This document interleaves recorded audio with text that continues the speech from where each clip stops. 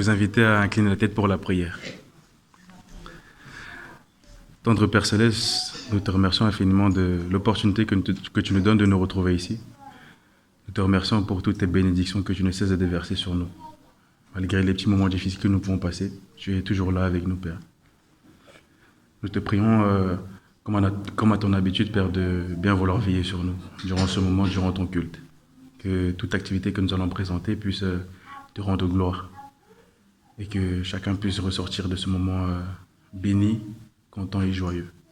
C'est au nom de ton Fils, Jésus-Christ, que nous t'avons prié. Amen. Bonjour à tous, bon sabbat. Je suis heureuse de me retrouver aujourd'hui devant vous et je vais inviter les quelques compagnons qui vont aussi m'aider pour la louange à se lever et à me joindre. Pour commencer ce moment de louange, je vais vous poser une petite question. Pour vous, de quoi est-ce que Dieu est capable ? De tout ? Et plus précisément, de nous aider, j'ai entendu, de nous aimer.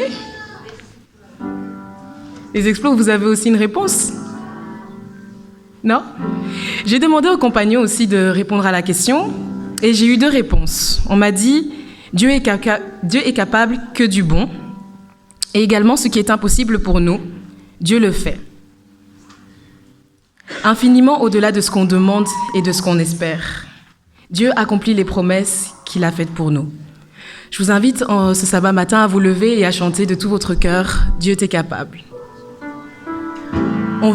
C'est un nouveau chant, donc on va chanter ça tous ensemble. On va répéter plusieurs fois la première strophe.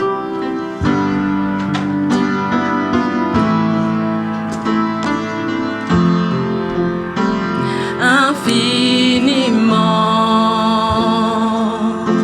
abondamment, bien au-delà de tout ce que tu demandes au travers de la puissance qui agit en toi.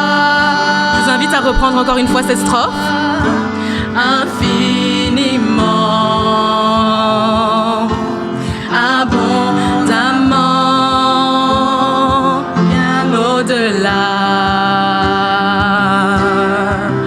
de tout ce que tu demandes au travers de la puissance qui agit en toi.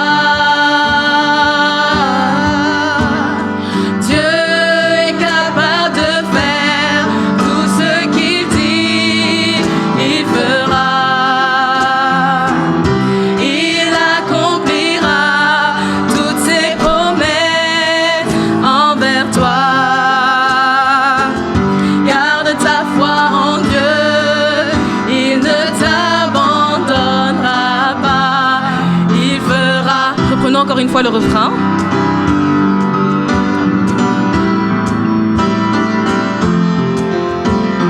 Dieu est capable de faire tout ce qu'il dit, il fera. Il accomplira toutes ses promesses envers toi. Garde ta foi en Dieu, il ne t'abandonnera pas, il fera. Ici, je vous invite à répéter après nous.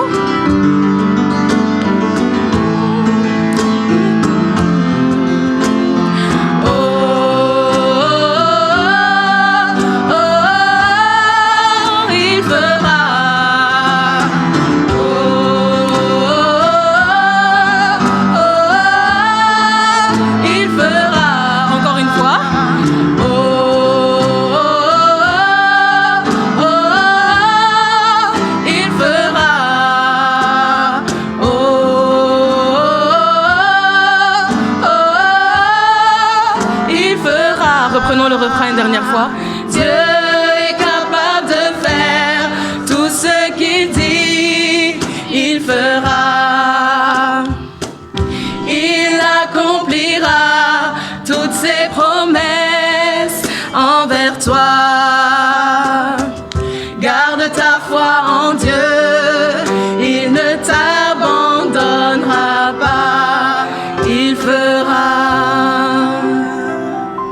Amen, amen. La lecture biblique de ce matin se trouve dans l'Épître aux Romains, chapitre 12, du verset 4 à 5. Car nous avons plusieurs membres dans un seul corps, et que tous les membres n'ont pas la même fonction. Ainsi, nous qui sommes plusieurs, nous formons un seul corps en Christ, et nous sommes tous membres les uns des autres.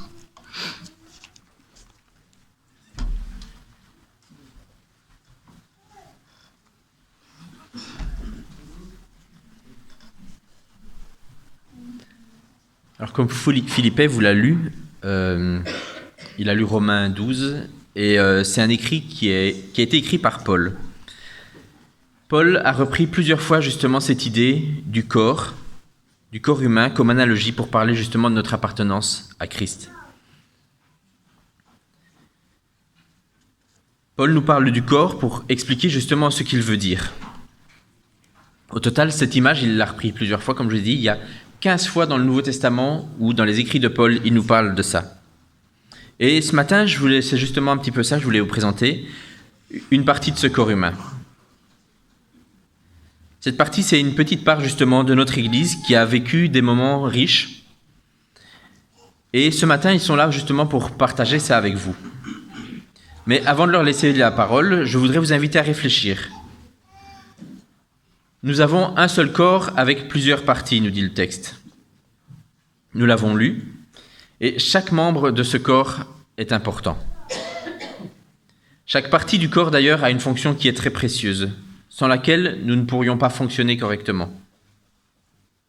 Alors j'ai pris un petit symbole que je voulais voir avec vous, justement. Je voudrais vous parler de l'os le plus petit du corps humain, qui s'appelle l'étrier. Il fait partie de 3 os qui se trouvent dans l'oreille moyenne, les autres étant le marteau et l'enclume. Et le rôle de cet os, justement, c'est de nous permettre d'entendre. Alors, l'os que je vous parle, justement, l'étrier, c'est un os qui est vraiment extrêmement petit. Alors, j'ai pris un petit morceau de bois de la taille de cet os. Voilà, je pense que vous ne le verrez pas. Ça tient sur mon doigt. Il fait 3 mm. C'est loin hein, pour voir. Hein. Ça, c'est la taille de l'os qui nous permet d'entendre. 3 mm. Les 2 autres sont un petit peu plus grands. C'est entre 8 et 9 mm et 7 et 9 mm pour l'enclume. Ces 3 os sont insignifiants. Insignifiant, vous avez vu quand je vous ai montré sur mon doigt, c'était un petit morceau de bois là qui faisait la même taille en fait. De là où vous étiez, vous ne le voyez pas. Donc ils sont insignifiants, et sans eux pourtant nous serions sourds. Vous ne pourriez pas par exemple m'entendre vous parler ce matin. Et ils sont essentiels pour qu'on puisse justement entendre comme il faut.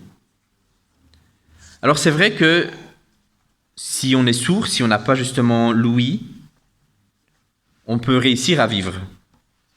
Mais j'ai fait une petite recherche, et c'est quelque chose qui est sympa aussi, c'est que si vous tapez sur YouTube « Personne sourde qui entend pour la première fois », vous avez des vidéos justement, parce qu'avec la technologie maintenant, on arrive à faire ce genre de choses, à faire réentendre des gens même qui n'ont jamais entendu. Et c'est quelque chose qui est touchant en fait, de voir ces gens qui découvrent ce que c'est le son. La plupart du temps, ces gens sont tellement émus, tellement touchés qu'ils se mettent même à pleurer. Nous, on ne s'en rend pas toujours compte, c'est vrai. On entend bien et tout fonctionne bien dans notre corps. Mais quand on perd une faculté, ça devient un handicap. On peut vivre aussi sans une jambe, par exemple, mais la vie, elle sera plus compliquée. Ça ne nous empêchera pas de vivre, mais ce sera quand même plus compliqué. Ouais. Et souvent, on aura peut-être besoin aussi d'assistance. Le texte que nous avons lu en introduction disait « Nous sommes tous unis les uns aux autres comme les parties d'un même corps. » Et c'est en étant tous ensemble qu'on arrive à fonctionner mieux. Certains d'entre nous sont peut-être doués pour enseigner, d'autres sont doués pour la musique. On a des enfants aussi qui ont levé la main tout à l'heure en disant qu'ils savaient jouer de la musique justement. Sans le service aussi de certains d'entre nous, l'Église ne pourrait pas fonctionner. l'Église serait plus compliquée à faire tourner. Chaque don, chaque personne ici dans cette salle est essentielle. Ce matin, ce sont les compagnons donc qui sont en train de présenter un petit peu un message qui vient d'eux, une expérience ou un témoignage de ce qu'ils ont vécu. Alors l'âge des compagnons, pour ceux qui ne savent pas, c'est de 17 à 30 ans. Je suis très content de pouvoir avoir vécu déjà un moment avec eux, de les avoir rencontrés et de les retrouver ici aussi pour ce service, qu'ils aient accepté aussi de partager ce moment. C'est un vrai plaisir aussi pour moi de les avoir côtoyés. Je les ai rencontrés il y a 1 an et demi à peu près. Et depuis, ils ont cheminé. Ils vont partager un bout de ce qu'ils ont vécu, pas spécialement avec moi, mais dans l'église de Woluwe. Et c'est ça aussi qui est important de souligner. Parce que c'est ici qu'ils vivent, et c'est ici qu'ils grandissent dans la foi. Alors je vais inviter justement le premier d'entre eux à venir pour partager ce qu'il a écrit.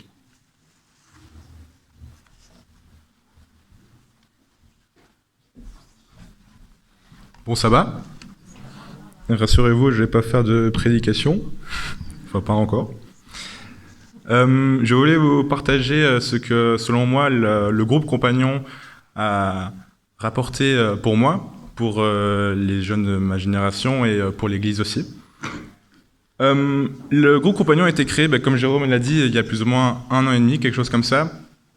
Et avant sa création, j'étais dans une phase après explorateur à l'école du sabbat. J'avais passé un âge, j'étais vieux, et donc je devais passer à la suite logique des choses. Et après avoir fini l'école du sabbat des explorateurs, on allait où? Chez les adultes.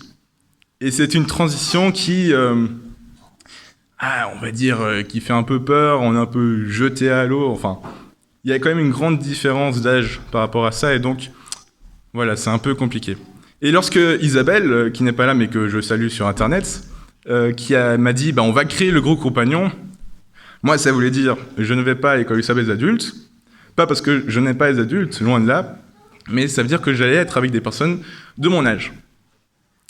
Lorsque j'étais arrivé à l'école du sabbat des explorateurs, je me rappelle, il y avait toute une génération qui avait déjà passé l'âge d'être aux explorateurs, mais qui pourtant restait avec nous durant l'école du sabbat.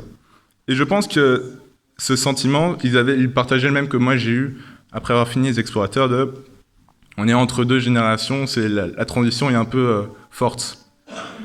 Et aujourd'hui, si je dois essayer de trouver ces personnes de cette génération, il y en a très peu qui sont restés encore aujourd'hui à l'église. Et je pense que le fait qu'il n'y avait pas quelque chose entre les deux, ça a joué quelque chose. Et donc quand Isabelle m'a dit qu'il y aurait un groupe compagnon, je me suis posé la question, mais avec qui on va le remplir? Parce que j'essayais de me rappeler des personnes de ma génération, et il n'y en était pas beaucoup. Et à ma grande surprise, le nombre de réponses et de personnes qui étaient motivées, c'était énorme. Je crois que notre groupe WhatsApp, il y a d'une trentaine, même peut-être un peu plus de personnes qui sont venues au début de la création du groupe pour participer. Ils m'ont montré qu'on n'était pas tout seul. Et j'ai fait énormément de rencontres de personnes sans le groupe compagnon, je n'aurais pas rencontré. Et avec qui maintenant, ce sont des vrais amis, des personnes avec qui je peux étudier la parole de Dieu. Et ouais. Et depuis la création de ce groupe, je ne sais pas si vous avez constaté, mais moi j'ai pu le voir, c'est que ça nous a permis aussi de grandir d'une meilleure manière. Il y a beaucoup plus de jeunes maintenant qui participent lors des programmes du samedi, par exemple à la louange, à la liturgie, à l'accueil au diaconat. Et il arrive, de temps en temps, que des compagnons viennent à votre école du sabbat des adultes. Et pas seulement venir pour rester assis et pour écouter, mais aussi pour participer. J'en ai fait l'expérience personnelle, je commence à avoir mon petit groupe côté sono avec Pavel, Emmanuel et tout ça. Et c'est vraiment quelque chose qui m'a permis vraiment de me développer. Et donc, la création de ce groupe compagnon, c'est quelque chose qui, à mon sens, a pu réunir toute cette génération entre les deux, où j'en fais partie.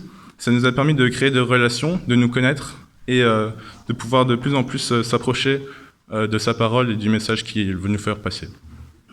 Merci.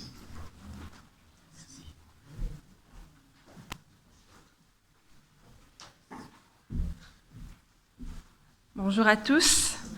Donc comme Kétan l'a dit tout à l'heure, après le Covid, il y a toute une génération qui a complètement disparu de l'Église.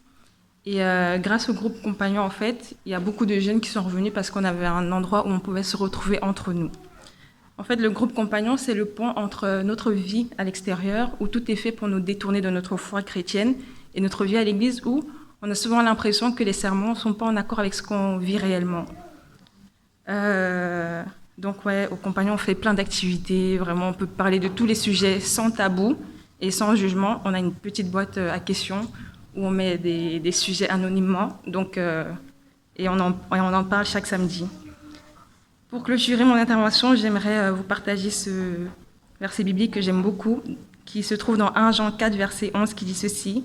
« Bien-aimés, si Dieu nous a ainsi aimés, nous devons aussi nous aimer les uns et les autres. » Et je pense que c'est le plus important et c'est ce qui nous unit aussi entre compagnons. Merci.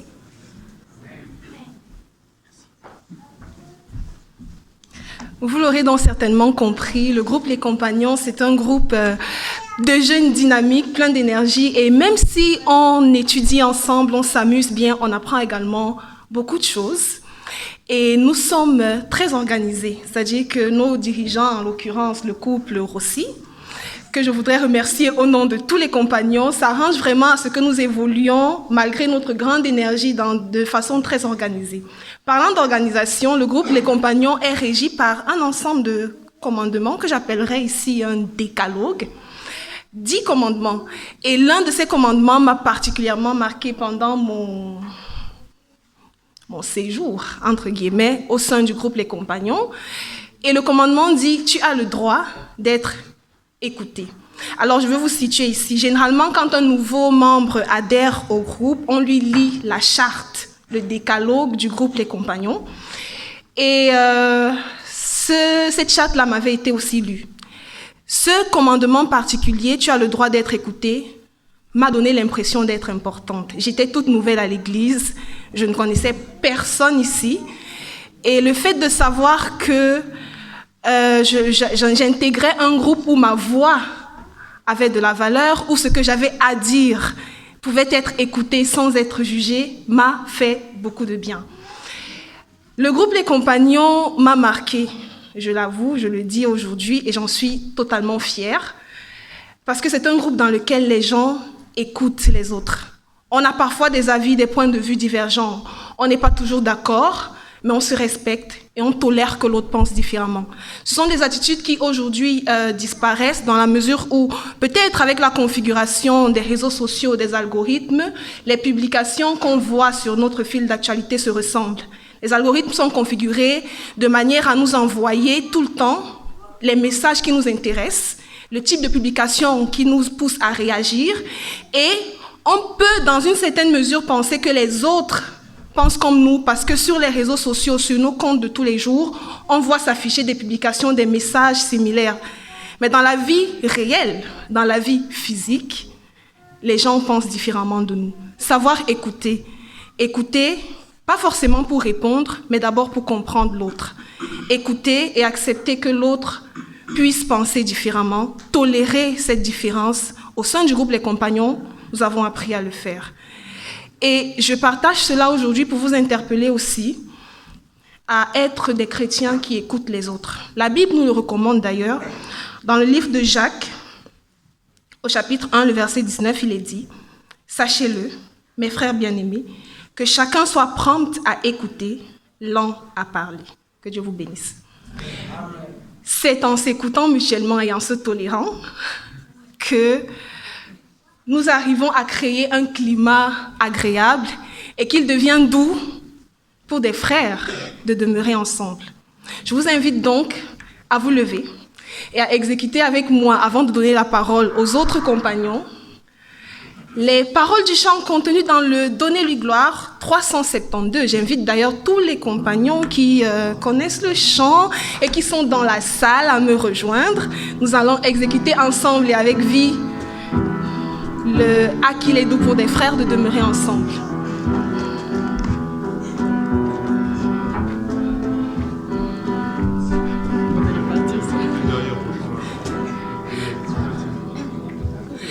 À qu'il est doux pour des frères de demeurer ensemble dans l'unité, la prière, par l'esprit qui rassemble.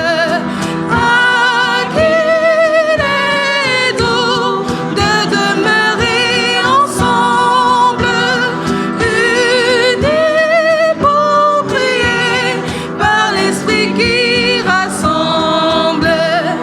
Inematov umanaim, shevetahim gam yad. Inematov umanaim, shevetahim gam yad. Inematov, shevetahim gam yad. Inematov, shevetahim gam yad. Inematov umanaim, shevetahim gam yad. Inematov umanaim, shevetahim gam yad. Inematov, inematov, lai lai lai lai lai lai lai lai lai lai. Inematov, inematov, lai lai lai lai lai lai lai lai lai lai. Inematov umanaim, shevetahim gam yad. Inematov umanaim, shevetahim gam yad. Inematov, inematov, lai lai lai lai lai lai lai lai lai lai. Inematov, inematov, lai lai lai lai lai lai lai lai lai lai. Amen. Amen.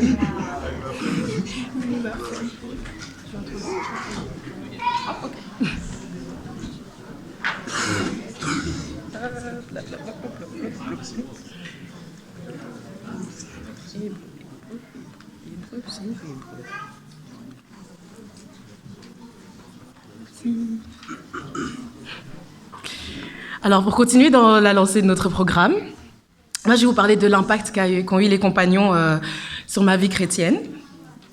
Donc ici, moi, ça faisait pendant un moment, comme Ange avait dit, beaucoup de gens avaient délaissé l'église. Et ça m'arrivait de temps en temps de ne pas venir à l'église pour me reposer pendant la semaine après une semaine difficile. Mais en avril 2022, ça a été mon retour grâce aux compagnons. Le groupe m'a donné une sorte de nouvelle source de motivation pour me réveiller les sabbats matins.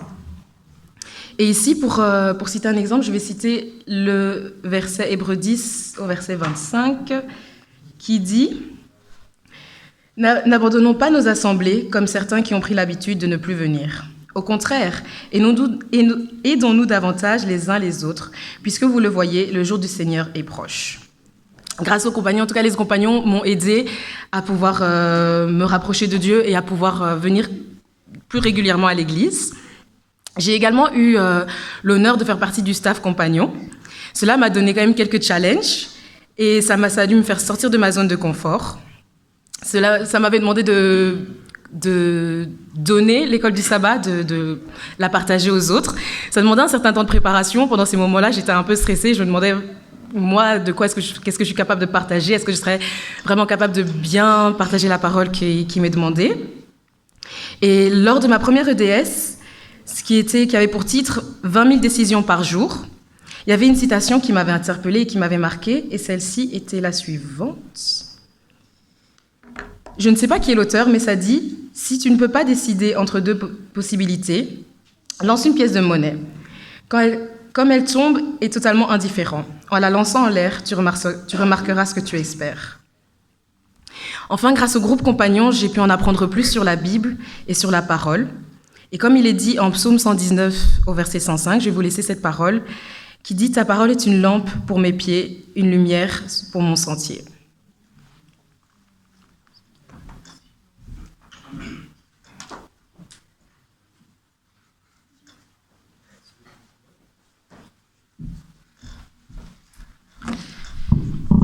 Bonjour à tous.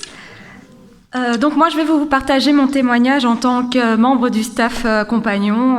Donc j'ai eu l'opportunité d'être adjointe d'Isabelle et Jérôme dans ce beau projet. Et c'est pour ça que je voulais vous en parler un peu ce matin. Donc déjà, depuis mon plus jeune âge, on peut dire que j'ai baigné dans la JA. Mon père et ses frères étaient scouts, puis animateurs, puis responsables, et je peux dire qu'aujourd'hui, ce bel héritage, il coule dans mes veines. J'ai toujours aimé la jeunesse, et lorsque j'ai arrêté mes responsabilités en tant qu'animatrice et responsable auprès des troupes JA, c'était une évidence. Je voulais continuer à m'impliquer pour la jeunesse dans l'Église, car chacun de ces jeunes constitue l'avenir de nos églises. Et quel plus bel investissement pour moi que de les aider à s'y sentir bien. Au-delà d'apporter des questions aux réponses de ces jeunes, de les épauler lorsqu'ils en ont besoin, de les conseiller, de leur proposer des activités ludiques mais également spirituelles, de leur donner un espace de parole bienveillant et sans jugement, ce sont eux aussi qui m'apportent énormément. Les côtoyer régulièrement, là depuis un an et demi, m'a permis de m'apaiser, de me redonner confiance en moi, mais aussi redonner confiance aux autres, de me reconstruire face aux épreuves de la vie. Ils me redonnent espoir en un avenir meilleur. Ils me réconfortent par leur joie de vivre et leur affection. Ils m'accordent même une oreille sans jugement quand j'en ressens le besoin. Ces jeunes nous apportent beaucoup spirituellement également. En effet, les côtoyer lors de nombreuses discussions m'a permis d'ouvrir mon regard sur d'autres manières de vivre la spiritualité. Dans certaines églises, il arrive que le point de vue des jeunes ne soit pas suffisamment considéré, à cause notamment de leur jeune âge. Donc, en effet, ils n'ont pas encore une grande expérience de la vie comme certains, entre guillemets, adultes, même si les compagnons sont déjà, en fait, des adultes.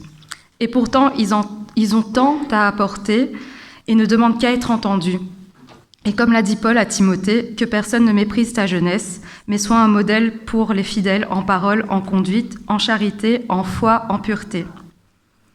Au-delà de l'aspect spirituel, côtoyer les compagnons, c'est aussi côtoyer des personnes qui aiment les moments conviviaux, particulièrement quand il s'agit de manger, n'est-ce pas? Donc à nos soirées raclette, au petit déjeuner pour entamer le DS et au goûter accompagné de bons gâteaux d'Isabelle.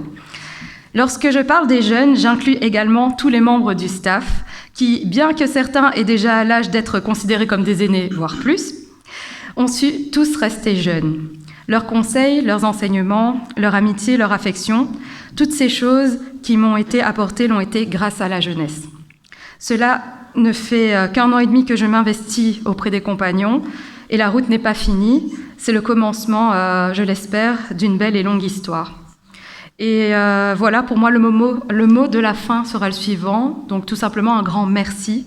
Merci aux compagnons qui apportent tant de choses. Merci à chaque membre du staff, aux responsables, Jérôme et Isabelle, mais aussi à toutes celles et ceux qui, dans cette église, soutiennent la jeunesse.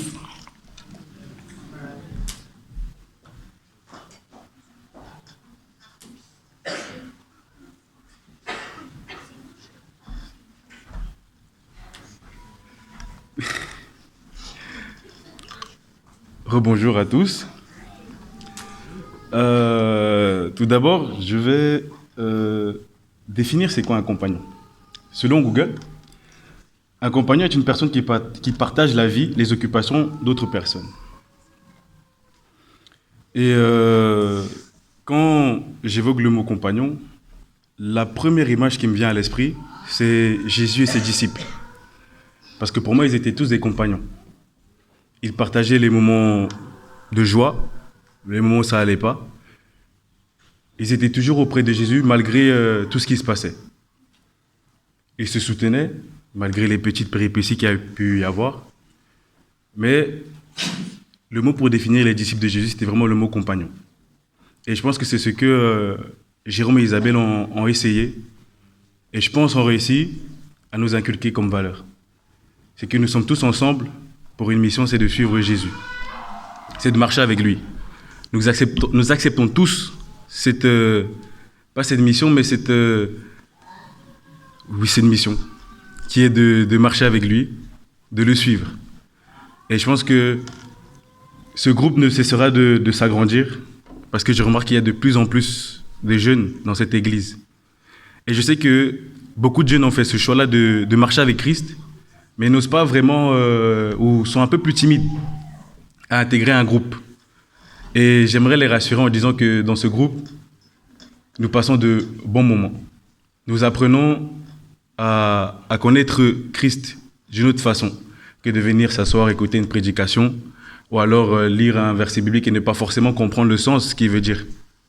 C'est pour ça que nous sommes toujours entourés de personnes comme Jérôme, Isabelle, et aussi des membres d'église, parce que ça passe aussi par eux, par vous, nos aînés, qui êtes là avec votre sagesse, votre savoir, votre ancienneté.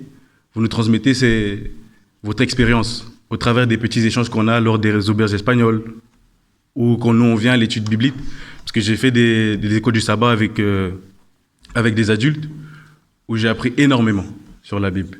J'ai appris beaucoup de choses. J'ai eu une autre vision de ce que c'était lire un texte biblique et l'analyser d'une certaine façon. Et je pense que tout cela a pu être possible par l'action de Jérôme et Isabelle qui ont lancé ce groupe compagnon. Tous ces jeunes, tous ensemble, je vois les explos que j'encadre aujourd'hui. Il y en a beaucoup qui ont 16 ans, qui vont passer chez les compagnons. Donc je serai avec eux les après-midi, j'espère. Et il y en a encore d'autres qui vont arriver. Et j'espère vraiment que ce groupe va continuer à grandir parce qu'on en avait besoin dans cette église. C'est une chose qu'on demandait, qui avait essayé d'être mis en place, qui, pour une raison, et surtout je pense que le Covid a joué beaucoup, n'a pas pu être abouti. Et je pense que là, on est sur une belle lancée. Espérons vraiment que ce groupe reste soudé. Et pour illustrer, j'ai 2 textes bibliques en fait à vous partager aujourd'hui.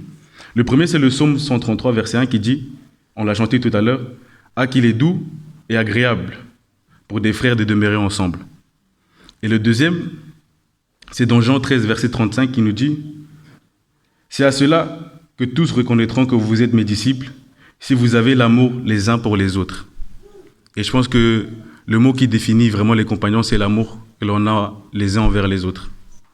Merci infiniment, encore une fois de plus, à Jérôme et Isabelle, à Koala, Berissa, à tous les jeunes qui constituent ce groupe compagnon.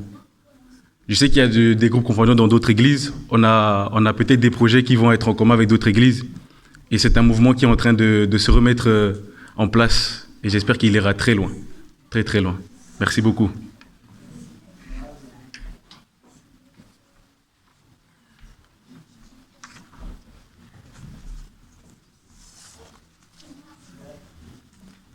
Vous avez dit beaucoup merci. Moi aussi, je vous remercie. Merci à tous ceux qui m'ont accompagné ce matin. Alors, pour certains d'entre eux, c'était quelque chose de très difficile de venir se mettre ici pour parler devant vous. Mais il n'y a pas que les quelques-uns que vous avez vus ce matin, justement. Kétan est en train de dire un peu plus de 30. En fait, nous sommes 37 sur le groupe des compagnons pour l'église de Woluwe. Il y en a certains même qui sont fort courageux parce que dans toutes les églises, il n'y a pas spécialement des compagnons non plus. Et il y a un jeune auquel je pense, là justement, qui est venu de temps en temps, et il a toujours l'intention de venir aussi, mais il ne sait pas venir toujours aussi facilement, qui est de Liège, de l'église de Liège, mais il n'habite pas à Liège. Et quand il est venu les matins pour venir justement faire partie du groupe, il se levait à 5 heures du matin pour partir, pour venir ici le samedi. À ça aussi, je dois dire, certains jeunes sont impressionnants. Je suis aussi impressionné par ces jeunes qui viennent aussi ici à l'église, alors que leurs parents n'ont plus spécialement envie d'aller à l'église. Et là aussi, c'est quelque chose qui m'a impressionné, de les voir justement avoir envie de venir ici.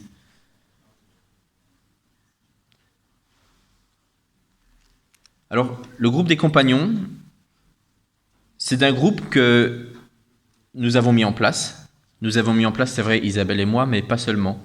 Parce que si eux n'étaient pas là aujourd'hui, si eux n'étaient pas là aux autres réunions, il n'y aurait pas de compagnons. Donc ce groupe n'est pas seulement fait par Isabelle et Jérôme. Et je voudrais aussi quand même insister sur une chose importante que je n'ai pas entendue, et je pense que c'est très important de le souligner, c'est que ce n'est pas pour Isabelle et Jérôme qu'il faut venir ici, mais c'est pour notre Seigneur. C'est lui qui est vraiment au centre de nos réflexions, et c'est lui notre but aussi dans la vie.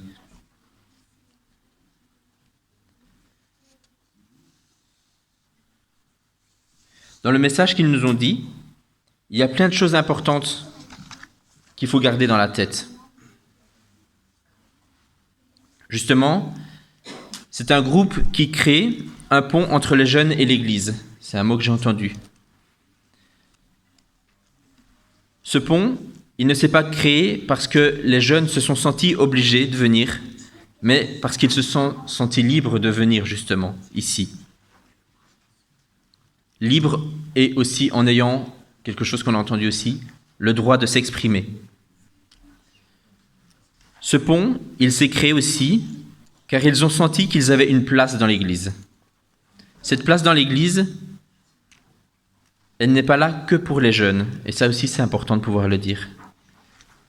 Cette place, c'est un espace de liberté qui doit être là pour chaque personne qui vient ici, chaque personne qui est assise ici sur les bancs. Chacun d'entre vous, vous avez le droit d'utiliser une des choses qui ont été dites, avoir le droit d'être écouté, parce que votre avis compte. J'ai repris justement le document dont Rebecca a parlé. Alors elle disait que c'était les 10 commandements, mais en fait il y en a 17 des règles. Ce qu'on appelle le droit de l'orateur ici. Ce sont des points qui sont essentiels justement pour le bon fonctionnement du groupe des compagnons, mais ces points sont aussi essentiels pour le bon fonctionnement de toute l'Église. C'est pas seulement pour les compagnons en fait que ça devrait être appliqué, mais pour toute l'Église. Alors je ne vais pas vous lire les 17, mais je vais vous en lire quelques-uns. Le point 1 disait « J'ai le droit de m'exprimer ». Et oui, c'est vrai, nous avons tous le droit justement de nous exprimer dans l'Église, de donner notre avis. Le deuxième point, c'était justement « J'ai le droit d'avoir mon propre point de vue ». Et c'est aussi quelque chose qui est important. Avoir le droit d'avoir son idée. On ne doit pas avoir tous les mêmes points de vue. Nous ne sommes pas là pour avoir une pensée unique, parce que sinon, on perd de l'enrichissement, justement. C'est en confrontant les idées qu'on va s'enrichir les uns les autres. Un autre point un peu plus bas disait « J'ai le droit de commettre une erreur ». Et j'ai envie de dire « heureusement ». Heureusement, parce que sinon, si on n'avait pas le droit de commettre des erreurs, on ne pourrait pas essayer. On ne pourrait plus rien essayer dans la peur de faire des erreurs. Le point suivant est « J'ai le droit d'essayer à nouveau ». Parce que oui, quand on fait des erreurs, on a le droit aussi d'essayer de recommencer. Un peu plus bas, il y avait encore « J'ai le droit de ne pas tout savoir ». Et ça aussi, je trouve que c'est important. Et heureusement que j'ai le droit de ne pas tout savoir, parce que moi-même, je ne sais pas tout. Ou sinon, je ne pourrais pas être devant vous. Autre chose, aussi très important, les autres ont droit à leur propre opinion. Et les autres ont le droit de ne pas être d'accord avec moi. C'est aussi quelque chose qui est important. C'est pas moi qui détiens toute la vérité. C'est pas moi qui vais imposer les choses à l'autre. On a tous le droit justement à avoir nos idées. Au début de mon intervention, nous avons parlé de l'Église qui est un seul corps en Christ. Ce qui a fait que ce groupe fonctionne, que ce groupe grandisse, c'est qu'ils ont été justement un seul corps. Pas tous les mêmes, pas tous avec le même avis, et heureusement, ils n'ont pas toujours été tous d'accord non plus, et c'est important justement pour pouvoir discuter, pour échanger, pour grandir. Je voudrais terminer maintenant avec juste un message qui est plus personnel, en m'adressant ici à toute l'Église. On l'a dit déjà plusieurs fois, et j'ai même reçu un cadeau, et je vous suis reconnaissant pour ça. J'ai été pasteur ici pendant 1 an et demi, pendant mon stage pastoral. J'ai fait de très chouettes rencontres. J'ai fait de très chouettes rencontres chez les compagnons, c'est vrai, mais pas seulement chez les compagnons, mais parmi tous les membres qui se trouvent ici devant moi. J'ai appris beaucoup et je vous suis reconnaissant à chacun. Comme le texte biblique que nous avons lu, l'Église de Woluwe est un corps et chaque membre qui la constitue est important. Je ne sais pas lequel de vous est l'étrier, vous savez, le petit os que je disais de l'oreille, mais il est important. Si petit pourtant, mais tellement important. Votre énergie à chacun pour l'Église, elle est importante. Vos avis sont importants. Aujourd'hui, on était avec les compagnons et les compagnons sont importants. mais aussi les bourgeons, les anciens, les diacres, les tisons. Chaque membre, le plus discret, est important. Et s'il y a une chose que je voudrais que vous reteniez, une chose qui est vraiment importante, justement, ne l'oubliez pas, Christ a donné sa vie pour chacun de vous. Vous avez de la valeur, une valeur qui est inestimable. Que le Seigneur vous bénisse. Amen.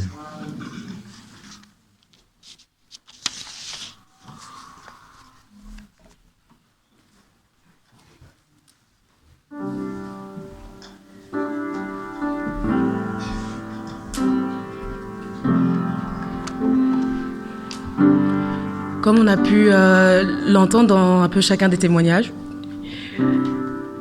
le but des compagnons, certains, c'est d'en apprendre plus sur Dieu, de se rapprocher de Dieu, mais également de n'être qu'à lui, de pouvoir apercevoir sa beauté, de pouvoir le louer, l'adorer son saint nom, ainsi que sa fidélité. J'espère que c'est aussi une motivation pour chacun d'entre vous, et je vous invite à vous lever pour chanter le chant « Je veux n'être qu'à toi ».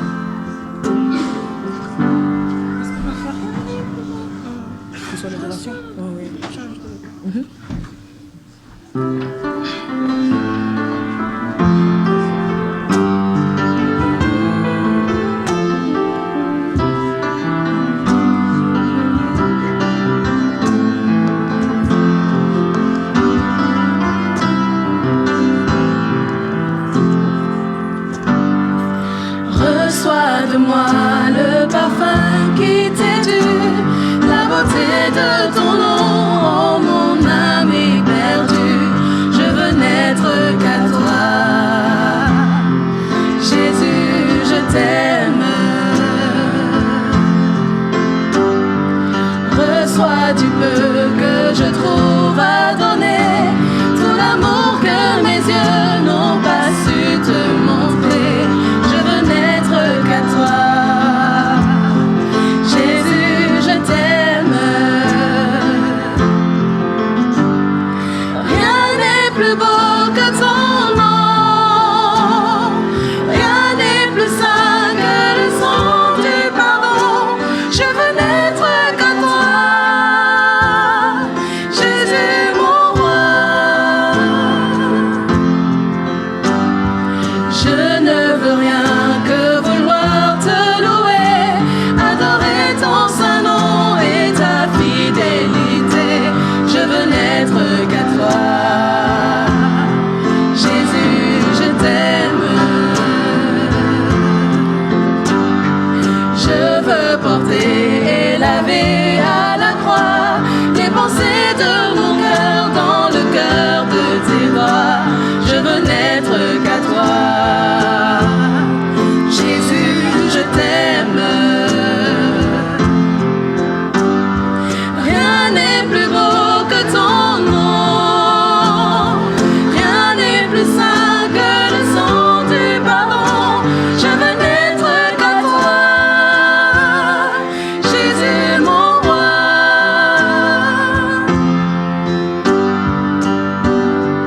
Reçois l'adoration. Tu es le roi de gloire, notre victoire. Digne es-tu, Seigneur, Emmanuel. Reçois l'adoration. Tu es le roi de gloire, notre victoire. Digne es-tu, Seigneur, Emmanuel, Emmanuel,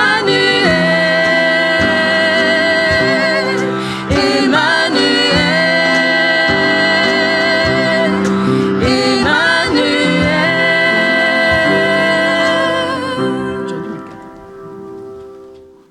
Je vous invite à vous lever pour la prière.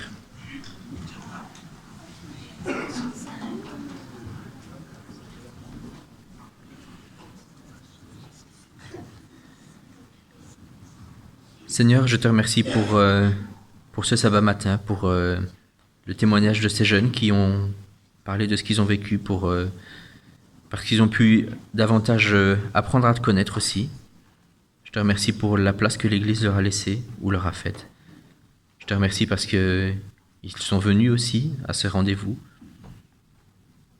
Je voudrais, Seigneur, aussi te demander d'accompagner chaque membre ici qui vient le sabbat dans ton Église pour venir te rencontrer. Je te demande aussi de les accompagner à chaque instant de leur vie, qu'ils puissent sentir que tu es présent, que tu es à leur côté. Et je te remercie pour ça, Seigneur, parce que c'est une assurance que nous avons, c'est de savoir que, justement, tu es là à nos côtés, tu es un soutien dans le quotidien. Je voudrais, Seigneur, te demander d'être encore avec eux pendant le reste de cette journée, qu'ils puissent profiter de chaque instant et de vivre aussi pleinement cette journée ici dans ton Église.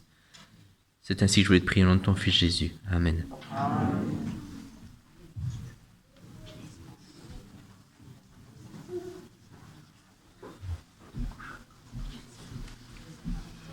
Je vous invite à exécuter les paroles du J'aime dans le 659.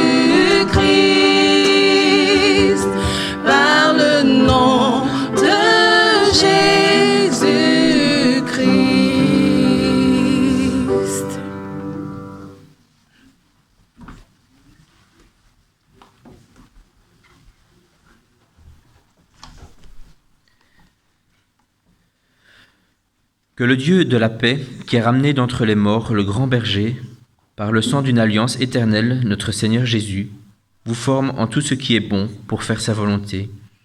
Qu'il fasse en nous ce qui lui est agréable par Jésus-Christ, à qui soit la gloire à tout jamais. Amen. Je vous souhaite un bon sabbat à chacun.